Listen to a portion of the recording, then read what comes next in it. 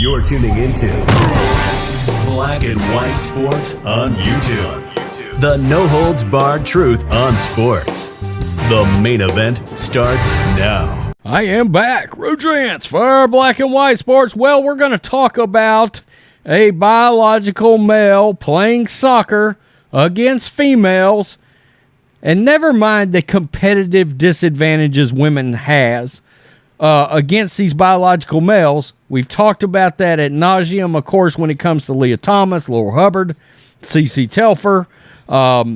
What's some of the other ones that have taken over the woke media sphere out there?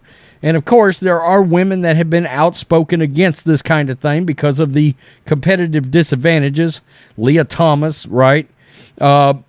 Against the women out there trying to compete. Riley Gaines has been very publicly against this kind of crap. Alana McLaughlin, as a ex-Army Ranger going into MMA fighting women. Biological male fighting women. That's just, there's no other way to look at it, right? And we've banged the drum of the fact that eventually women are going to start getting injured, right? And maybe severely, okay, at some point. We know last year we did a video about a volleyball player that was severely injured, a girl, severe concussions, and it was from a spiked volleyball from a biological male, a teen, that was playing against teenage girls, right? There's obvious wingspan advantages, strength, cartilage, joints, the whole nine, testosterone, right? And the girl's been hurt. We don't know how well she's doing now. We know she was still having effects months later. Well, now we have a biological male, transgender, a YouTuber. It's a YouTuber that doesn't seem to be active anymore. Last posting a video maybe about a year ago. It's some kind of pop culture, alphabet mafia kind of thing. Extremely woke. But this person, allegedly, this YouTuber, allegedly, has been over in Australia playing women's soccer. Well, they peeled back the curtain and found out this biological male that is playing against women is allegedly injuring women that he is playing against. There have been soccer players, women, that have been injured because of this trans-identified biological male.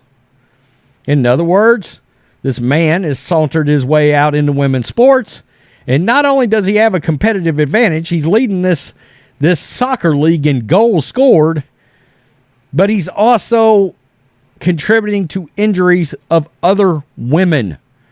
We've tried to say this kind of thing is dangerous, is going to lead someone down the road of getting very injured, okay? Very injured.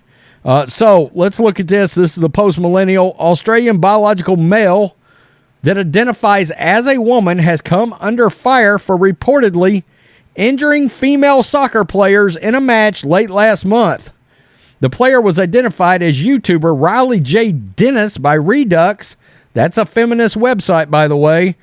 Yeah, it's kind of weird, but in this day and time, the feminists are on the right side of this argument because they actually want to see things like Title IX and the integrity of it remain intact. Women's sports remain intact.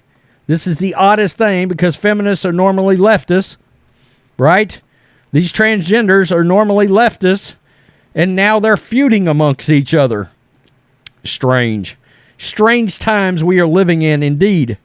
After comparing social media posts to censored pictures used by the Daily Mail Australia, who declined to identify the transgender player, Dennis, 30, plays in the football New South Wales League One, in which at least 5 trans-identified males compete and has been leading the league's first-grade goal kickers table with 7 goals according to the Daily Mail. Dennis, who plays for the Inner Lions FC, allegedly injured female players from an opposite team in a match during last weekend of March. According to Redux, reports that the female player had to seek hospital treatment. As a result, are currently unconfirmed. Football NSW appears to have removed Dennis's name from their website, listing instead, quote, enter player who has 7 goals. According to Redux, previous screenshots of the site showed Dennis's name being removed. In a post to NSW NPL banter page on Facebook, a soccer fan page, they wrote, quote, biological adult males, and not just one, it is several, are playing in the NSW Women's State League competitions, which contain teenage girls and young women.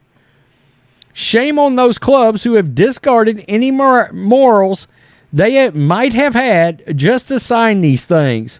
So as to be able to win, where is the dignity? You put winning above respect for competition.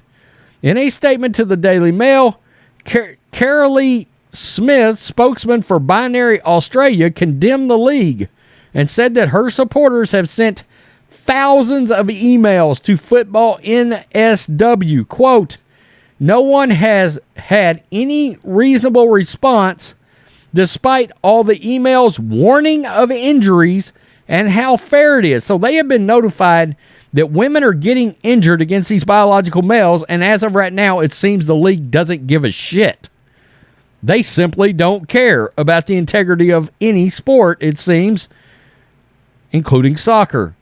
Quote, Football NSW has failed to answer simple questions. What is a woman? Question mark. Why have a woman's division if men can play in it? Question mark. They have failed in safeguarding and fairness and safety for girls and women. In regards to the removal of Dennis and other transgender player images from the official website, Smith said, why? Why are transgender players' feelings being protected while females and their parents who raise concerns are being ignored? Males retain an unfair and sometimes unsafe advantage due to physical advantages of male development, including bone density and structure, heart and lung capacity, blood volume, fast twitch muscle fibers, height, reach, strength, speed, and stamina. Yeah, I mean, they've got all these advantages over women. According to the Daily Mail, one man who's said to have coached men and boys soccer teams for 20 years posted a Facebook page that the league needed to, quote, take a good hard look at itself. After what happened on the weekend at a couple of games, family and friends are looking at pulling their kids out of their teams, he wrote. This needs to be addressed by the powers that be before anyone else gets hurt or players refuse to take the field or players quit the game. If I was these females, and there's teenage girls, there's under 18 girls involved, if I was the parents, I would sue the shit out of this league. I wouldn't be paying hospital bills or medical bills. This soccer league would. That would not come out of my pocket. No way, no how. You're putting these females at risk, at physical harm and risk. The Daily Mail has since revealed that Football Australia will now be delivering LGBTQ plus training and support services to the soccer community through its partnership with Pride in Sport. Quote, the aim of this training will be to provide the Australian football community with greater understanding of the lived experience of LGBTQI plus communities and their participation in sport, the statement read. Dennis has around 113,000 subscribers on YouTube, but appears to have stopped posting videos around a year ago.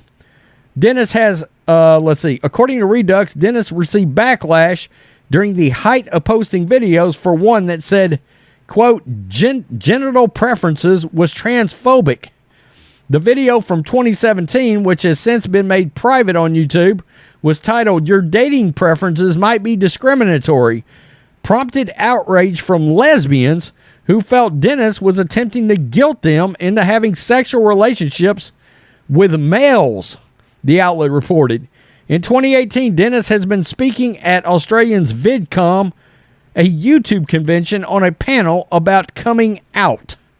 Wow, that's strange and interesting. That's nuts. God almighty. we've got a YouTuber that decided they wanted to play soccer, goes to Australia as a dude. Yeah, I don't care what you identify as. Yeah, mental illness has been identified here. Identified as a male, join a women's and a teen girls / young women's soccer league, begins domination, female players start getting injured. Allegedly. They believe that this YouTuber is the player that's doing this.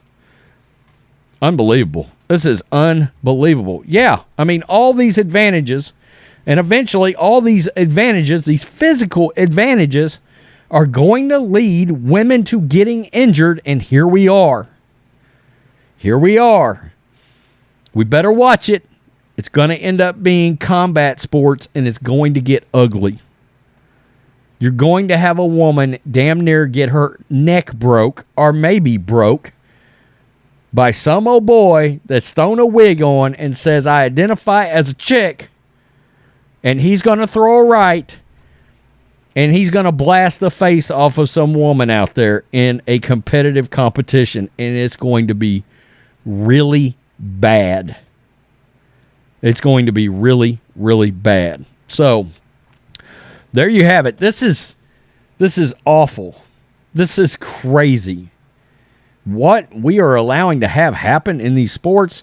And look, the women in these leagues, any of them, NC2A sports, Olympics, these soccer leagues, whatever, you've all got to get up.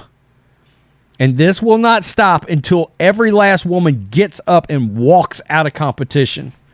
At some point, you all have to get outraged because you're being played. You look like a fool for accepting this. You've got to just stop competing against these people. And it's going to have to be very public. It's going to have to be in the Olympics or somewhere. Now, I think there may be things that are in the works. And in some cases, every sport has their own governing body. Some have outlawed it, some haven't. But you get the point. There's got to be universal outrage from females to boycott these sports where this is happening. And if you don't, either you or your female competitor, fellow competitors, one of you are going to get very injured by a male. You're playing dudes. Okay? Playing dudes. Not fellow women, dudes. I don't care what they call themselves. Wow. Peace. I'm out. Till next time. Thanks for watching the show. Be sure to like, comment, and subscribe. Be sure to tune in next time on Black and White Sports.